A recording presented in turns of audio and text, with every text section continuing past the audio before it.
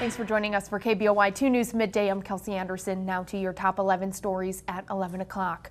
A lawsuit against the city of Boise over an anti-camping ordinance is thrown out by a federal judge. The legal battle began in 2009 when 7 homeless people sued the city. The case is dismissed because when shelters are full, no homeless people have been cited under the ordinance. Legal recreational pot sales start tomorrow in many cities and towns in Oregon. Sales through existing medical marijuana dispensaries are a year ahead of what was initially planned. You can find a full breakdown of the law going into effect on our website, KBOI2.com. A temporary funding measure that would keep the government open past a midnight deadline has sailed through the Senate. It's expected to make its way through a badly divided House this afternoon, then on to President Obama by tonight. It must pass to avoid a government shutdown.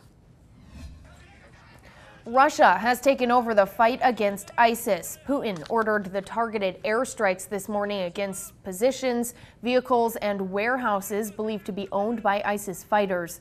This is chaotic video following one of the bombings. Russia now has fighter jets based in Syria.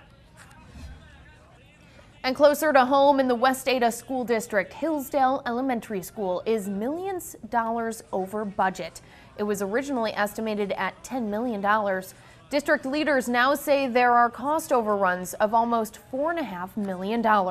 Shouldn't the district have known about this and budgeted rather than encounter this extra expense? So as we were working on this project, a lot of things were changing. Its specific location was still being determined. In fact, we only signed the deed or got the deed days before we actually started letting out the bid. The district says savings on 2 other projects, the Meridian High School remodel and the new Victory Middle School, will make up for increased costs at Hillsdale. Tomorrow, October 1st, Bogus Basin will begin hiring for the ski season. On Bogus's brand new website, you'll find 500 job openings, but again, those jobs won't be posted until tomorrow. 10 Idahoans are suing the state over Common Core educational standards. They say state participation in an agency that helps with Common Core testing is illegal under federal rules governing agreements between states. The Smarter Balanced Assessment Consortium includes 19 states and territories as members. Well, this is a familiar scene in Independence, Oregon. Emergency workers say about once a year, a truck gets stuck under a low-hanging train bridge. Well, it happened again. No word yet on injuries.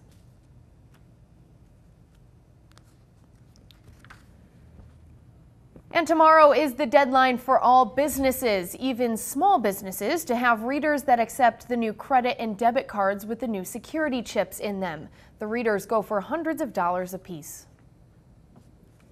Everybody that I've talked to that has businesses is not grumbling about it. You just trying to help protect your consumers and protect your clientele is only going to benefit both parties in the long run. If businesses don't get a chip reader and stick with swiping machines, they could be liable for fraud when customers get ripped off. There are 3 design options for the new CWI campus in Boise. It'll be built at Main and Whitewater Boulevard. Most of the buildings would be 5 to 6 stories tall, but one design includes a 10-story building. And for the first time, the Ridge to Rivers organization will implement a 10-year management plan. It's expected to take about a year to create with feedback from you, the community. The survey will be available online tomorrow.